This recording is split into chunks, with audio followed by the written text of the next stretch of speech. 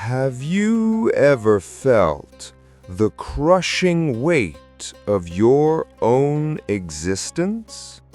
I do not mean the physical burden of carrying a heavy object, but the invisible, suffocating gravity of the modern world. We live in an era of miraculous technology.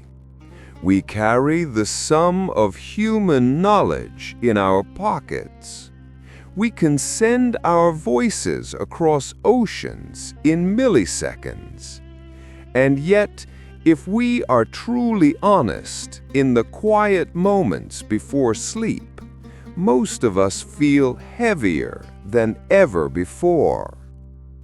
We feel tethered. We feel dragged across the rough pavement of our days by obligations, by notifications, by the endless, screaming demands of a society that has forgotten how to be still. We were promised that the future would bring us freedom, that technology would be our wings. Instead, it has become a cage. We are exhausted, not from physical labor, but from the friction of the soul. But what if I told you that this feeling of being grounded, of being trapped in the maze of the mundane, is a problem that was solved thousands of years ago? What if I told you that the ancient storytellers, the mystics of the Silk Road, and the philosophers of the Golden Age left us a specific blueprint for escaping this gravity? They hid it in the most unlikely of places.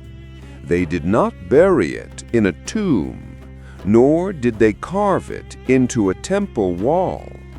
They hid it in a children's story. We have all heard the legend. It is one of the most enduring images in the human collective consciousness: the magic carpet.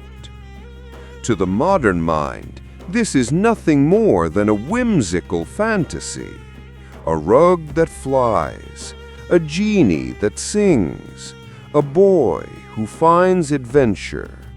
We smile at it, dismiss it as a relic of a superstitious past, and return to our stress. But this dismissal is a tragedy, because deep within the dusty corridors of history, long before the stories were sanitized for Western nurseries, the magic carpet was not a toy. It was a weapon. It was a high technology of the mind. In the esoteric circles of the East, from the Sufi lodges of Baghdad to the royal courts of Persia, the carpet was known as the throne of Solomon. It was not a vehicle for travel. It was a symbol of absolute sovereignty. It represented a state of consciousness so elevated, so detached from the chaos of the material world, that very elements of nature, the wind, the air, the distance itself, bowed in submission to the rider. Why does this matter to you right now? Because you are looking for an exit. You are seeking what the ancients called himma, the power of the heart to override the laws of physics. The legend of the magic carpet is not about transportation. It is about transcendence. It is the lost art of elevation. In the next few minutes, we are going to peel back the layers of folklore. We will explore the terrifying true origin of this legend, a story involving King Solomon an army of Jinn, and a tapestry that covered 60 miles of the sky. We will decode the psychological symbolism woven into the fabric, and most importantly, we will translate this ancient mysticism into a practical, brutal philosophy for the modern age. This is not a fairy tale. This is a rediscovery of your own altitude.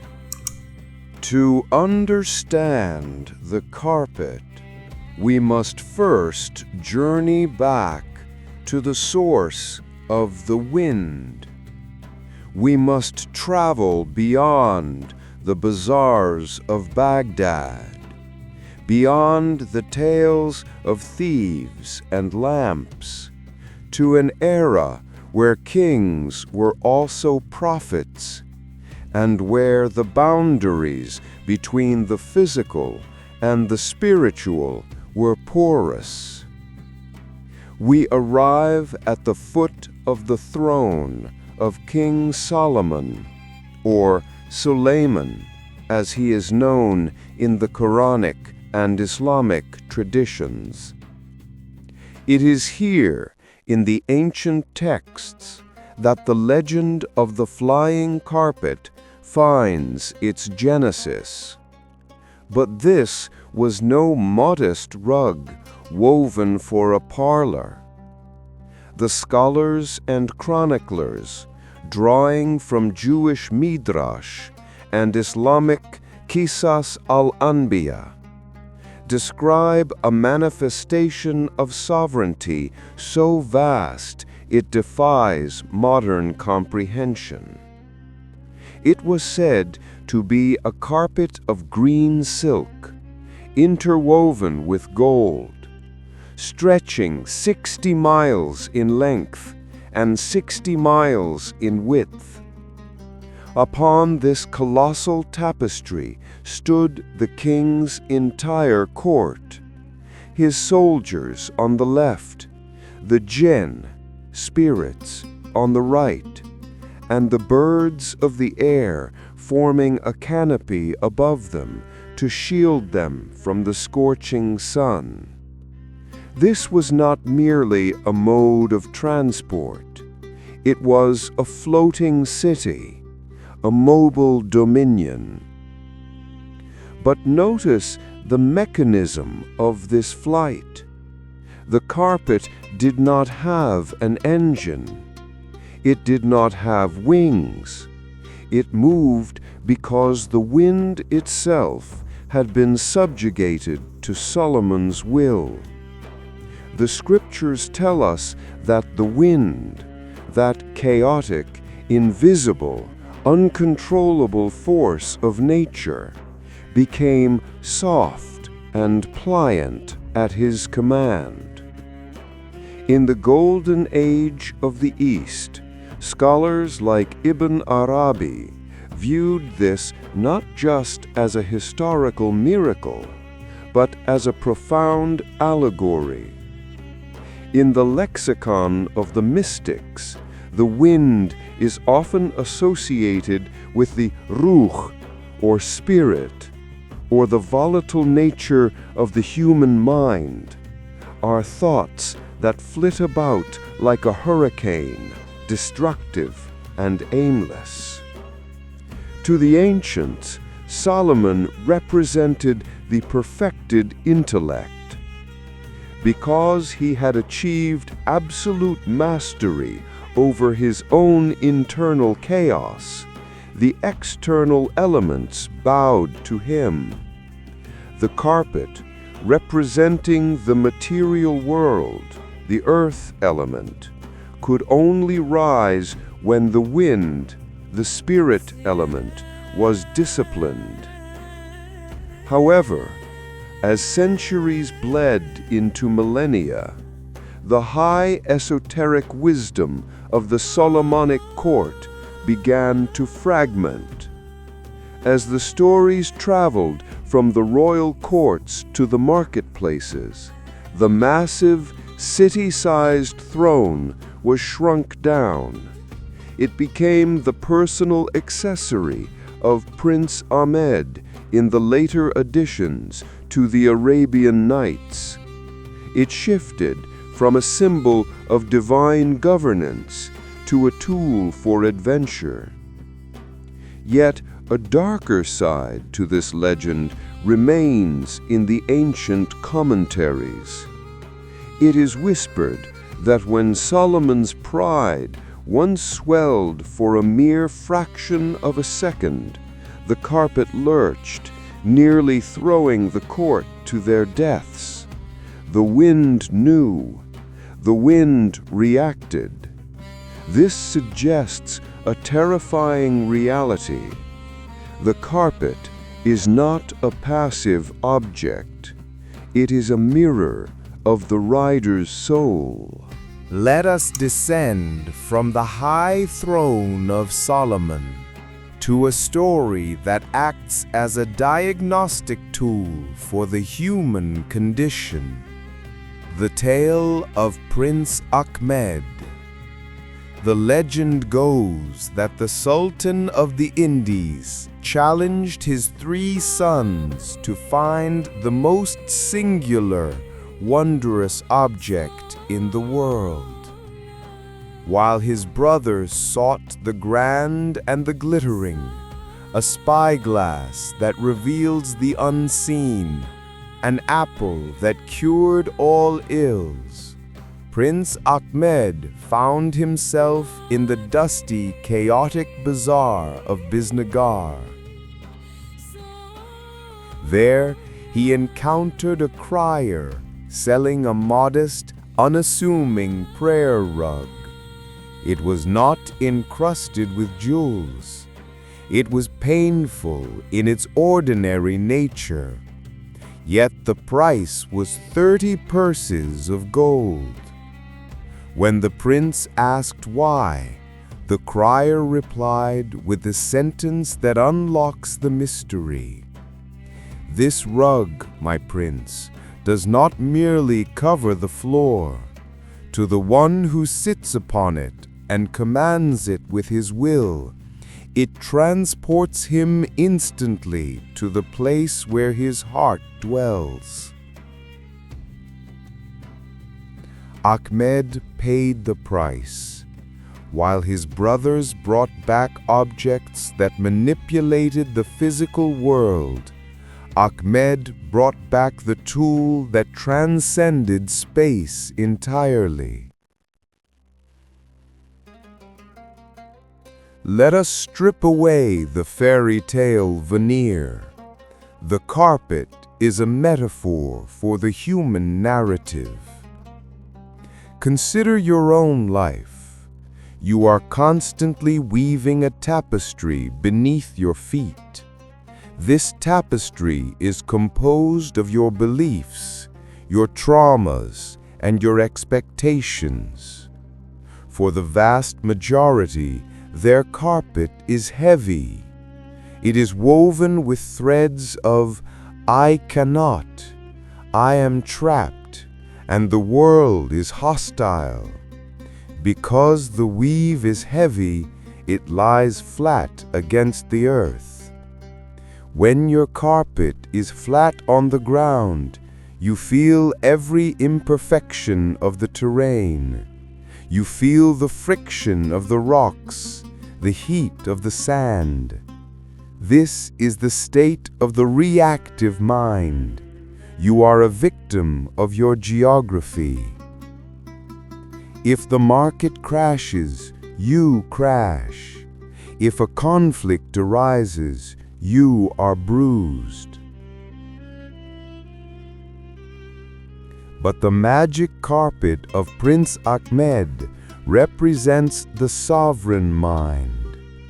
The carpet creates a barrier between the rider and the ground. This is the first function of high philosophy, insulation. The magic is the capacity to create a psychological distance between your internal state and your external environment. When the text says the carpet flies, it is describing the act of detachment. When you are in the maze, all you see are walls. But when you rise, even just 10 feet, the maze becomes a map. What was once an obstacle becomes a pattern. In Sufi metaphysics, this is linked to himma, the power of the heart's intention. The carpet moves where the heart dwells. This implies that the vehicle of your life is steered not by your logical mind, but by your deepest resonance. If you claim you wish for peace, but your heart is addicted to conflict, your carpet will stay grounded in the battlefield. The carpet was ordinary to the eye because true power rarely announces itself. It is internal. It is the cultivated ability to sit in absolute stillness amidst the chaos of the bazaar of life and transport one's state of being from anxiety to sovereignty in the blink of an eye. Here lies the great paradox, the trap that has ensnared seekers for centuries. When we hear of the magic carpet, our exhausted minds leap to one desire: escape. We view the carpet as the ultimate vehicle of dissociation. We want to rise above the noise and never touch the dirty ground again. We equate spiritual elevation with physical rejection. But this is a fatal misunderstanding. This is not wisdom. This is spiritual bypassing.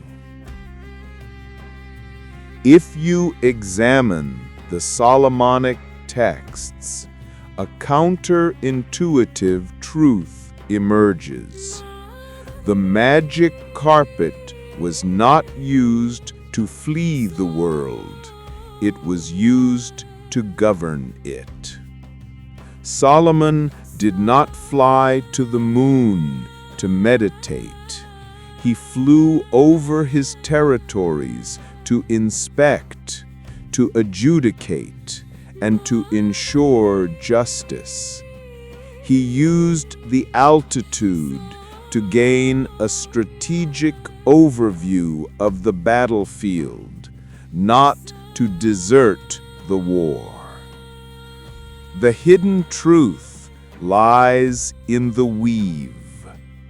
A carpet requires two sets of threads: the warp, which runs vertically, representing the stiff, unyielding structure, the divine laws, the eternal truths, the sky; and the weft, which runs horizontally, representing the timeline of human life, the emotions, the sensory details, the earth. A carpet cannot exist with only the vertical threads. It would have no form. It cannot exist with only the horizontal. It would fall apart. It requires the tension of both. Therefore, the magic carpet is not a symbol of pure spirituality. It is a symbol of the perfect intersection between the spiritual and the material. the person who seeks only the high of philosophy, but cannot pay their bills or maintain a relationship, is not flying. They are drifting. They have lost their tether to the weft. True Solomonic power is the ability to maintain high-altitude consciousness while executing low-altitude responsibilities. It is the CEO who can sit in a high-stakes negotiation, the bazaar, and remain perfectly calm, observing the emotional reactions of others without being triggered, the flight. It is the parent who can be in a chaotic household, yet maintain an internal sanctuary of peace. The carpet represents a portable patch of sacred ground. When you sit on it, you declare, "I am in this world, but I am standing on my own terms." You bring your own gravity. This is the secret of the genie, or Jinn. Psychologically, the Jinn represents the subconscious forces, the untamed fire of passion and creativity. In the legends, the Jinn serves the one who holds the talisman. If you are grounded in your sovereignty, seated on the carpet, your subconscious drives work for you. But if you step off the carpet, if you fall into the reactive drama, the Jinn becomes the master. The question is no longer, how do I escape? It becomes, how do I weave a carpet strong enough to hold me while I engage with my life? We must pause here. We must arrest our ascent for a moment and look at the instrument panel of the soul. Because if I were to hand you the keys to the magic carpet, if I were to teach you the techniques of absolute detachment and sovereignty, without warning you of the shadow that waits in the clouds, I would be leading you to your doom. There is a reason why these legends are often categorized as cautionary tales. In our rush to escape the misery of the ground, we often forget that the sky has its own predators. And the most dangerous predator of all is not a demon, nor a storm, nor a thief. It is something far more insidious. It is the vertigo of power. Let us return to the texts. In the Qisas al-Anbiya, stories of the prophets, there is a specific, terrifying account regarding King Solomon's carpet that is rarely discussed in polite company. It is said that one day Solomon was soaring over his dominion. The wind was soft, the sun was golden, and the world below him looked like a meticulously arranged chessboard. He looked down at the farmers toiling in the mud, at the merchants arguing over copper coins, and at the petty kings of smaller nations squabbling over borders that, from his altitude, appeared invisible. In that singular moment, a thought crystallized in Solomon's heart. It was not a spoken word, but a silent vibration of the soul. He thought, "I am the master of worlds, Who is like me? I have conquered the earth and the air. It was a microsecond of pure, unadulterated hubris. Immediately, instantly, the carpet lurched. The texts say it tilted violently, dipping its edge toward the abyss. The vast army, the courtiers, and the Jinn shrieked in terror as they slid toward the edge of the precipice. Sulayman, realizing his error, commanded the wind to stabilize. But the wind, usually obedient, spoke back. It howled a message that should be carved into the desk of every CEO, every leader, and every seeker of wisdom. It howled a message. It howled a message that should be carved into the desk of every CEO, every leader, and every seeker of wisdom. I only obey you when you obey the truth. When you forgot your place, I forgot mine. This is the paradox of the carpet. The mechanism that lifts you up is powered by your humility. The moment you begin to believe that your elevation makes you better than the people on the ground, the engine fails. In modern psychological terms, we call this the spiritual ego. And it is the specific trap of the intellectual and the high performer.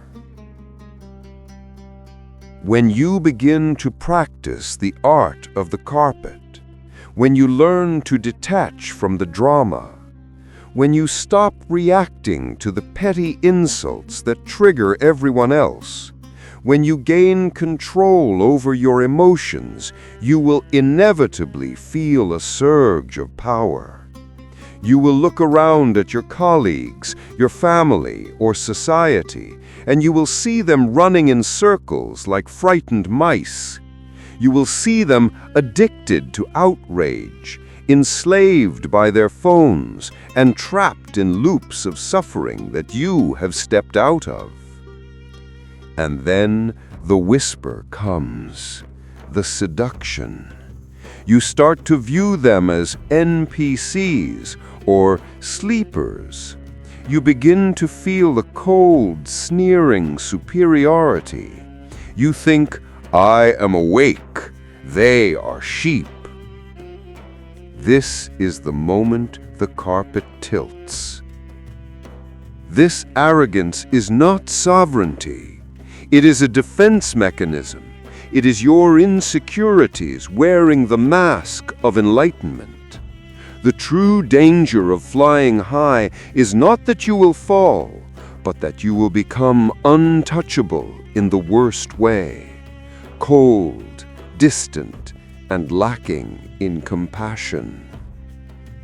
If you use your magic carpet to look down on others, you have not transcended the world. You have merely built a higher tower to lock yourself in. You have become a tyrant of one. The magic of the carpet requires a delicate, almost impossible balance. You must be detached enough to not be affected by the world's chaos, but connected enough to still love the people within it. You must fly over the battlefield to see the strategy, yes, but you must remember that you are also a soldier who could bleed.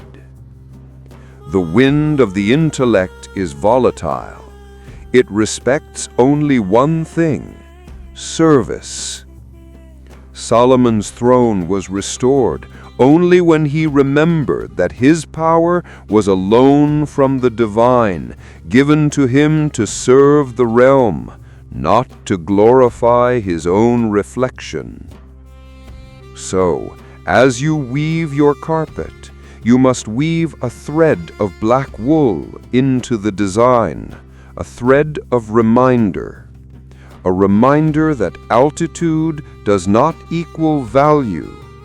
Just because you can fly does not mean you are a god.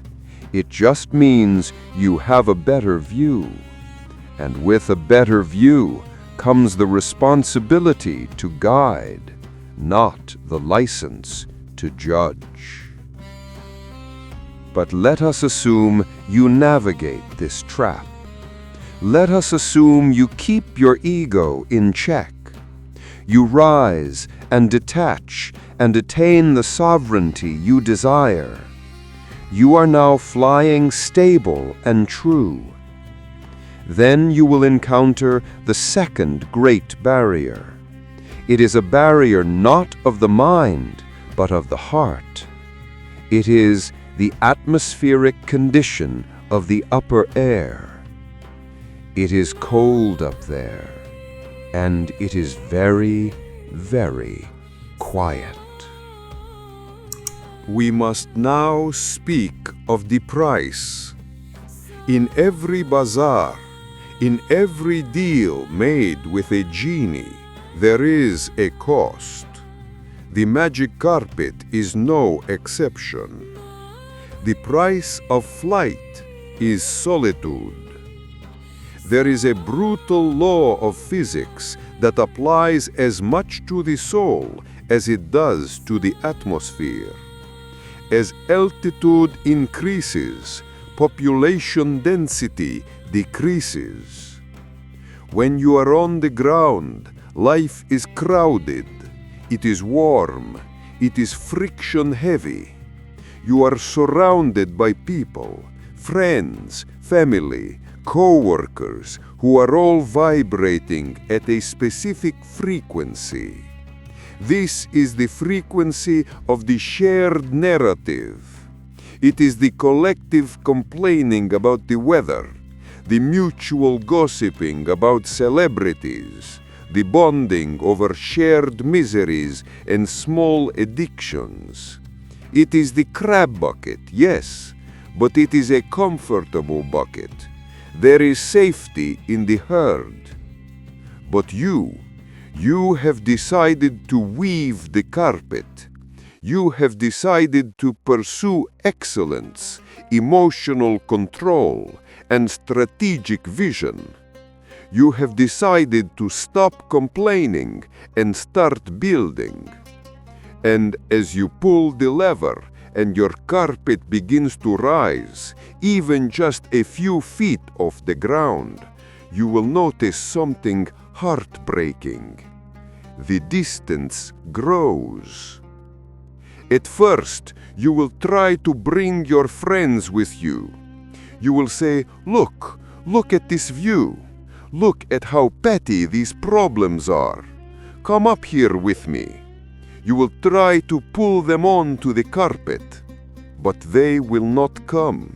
Or they will try, but they will be afraid of the height. They will get dizzy. They will say, you've changed. They will say, you think you're better than us. They will try to pull you back down, not out of malice, but out of fear. Your flight reminds them of their gravity. Your freedom insults their cage. This is the physics of loneliness. It is the law of resonance. You cannot maintain a high-altitude vibration while tethered to low-altitude dynamics.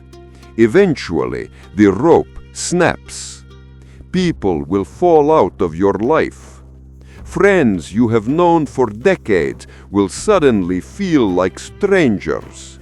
Conversations that used to last for hours will now feel draining within minutes. You will sit at a dinner table surrounded by people, yet feel completely, utterly alone, because you are observing the interaction from a vantage point they cannot access.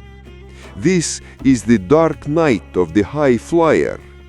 It is the moment you look around your empty carpet, surrounded by the cold blue sky, and wonder if you made a mistake. You wonder if the warmth of the crowd was worth the suffocation of the soul.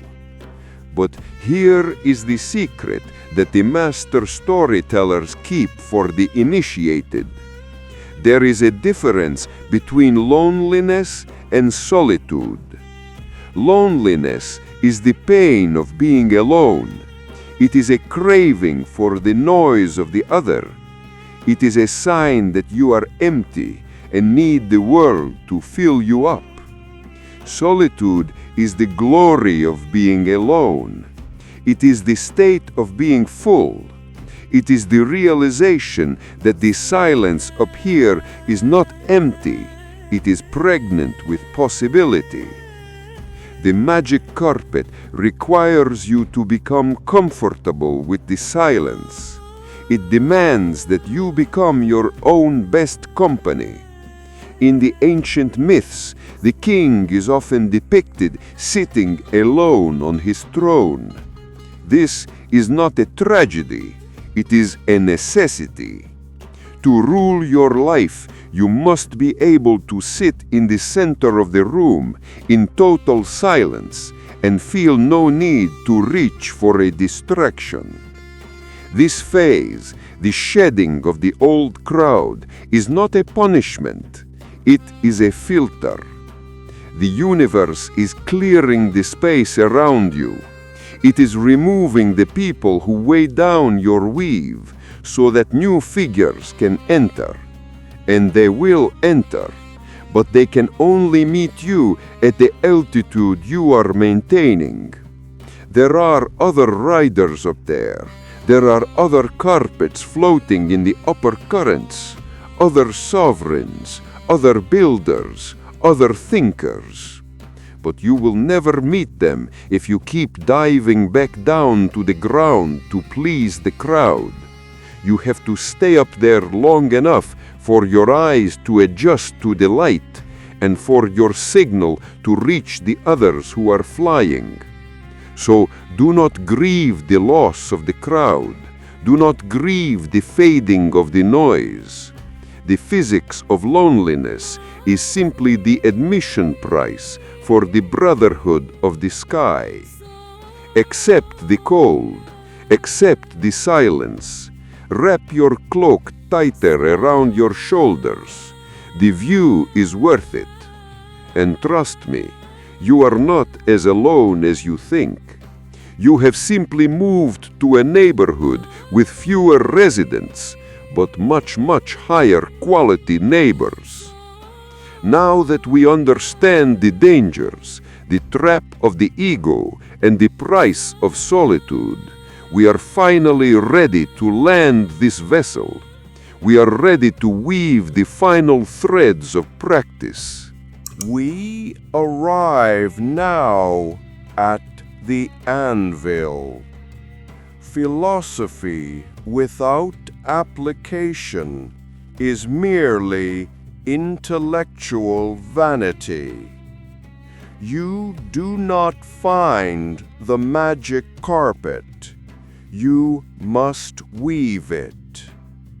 Here are 3 practices of the alchemist to construct your vessel of sovereignty.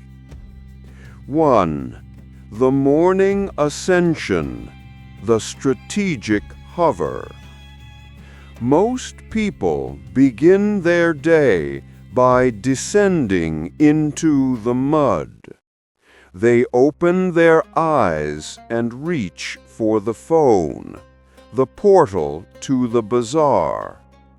They flood their minds with demands and tragedies. They are grounded before they have taken a breath. To build your carpet, you must invert this. Adopt the ritual of the strategic hover. Before you engage with a single input, sit in silence. Visualize your day as if you were Solomon on his throne, looking down from the clouds. See the meetings, the conflicts, and the tasks as small moving parts on a map. By observing the terrain from this height, you strip the anxiety from the timeline. You enter the day proactively, descending into the world only when you are ready to rule it. 2. The tether of the breath, dissociation. In the myths, the carpet wobbles when the wind is turbulent. In your life, turbulence is emotional reactivity. When a crisis hits, the instinctive reaction is to merge with the chaos. You must practice the tether. When you feel the spike of adrenaline, physically stop. Ask yourself a severing question. Am I the storm, or am I the watcher of the storm? This question acts as the vertical thread, the warp. It re-establishes your structure.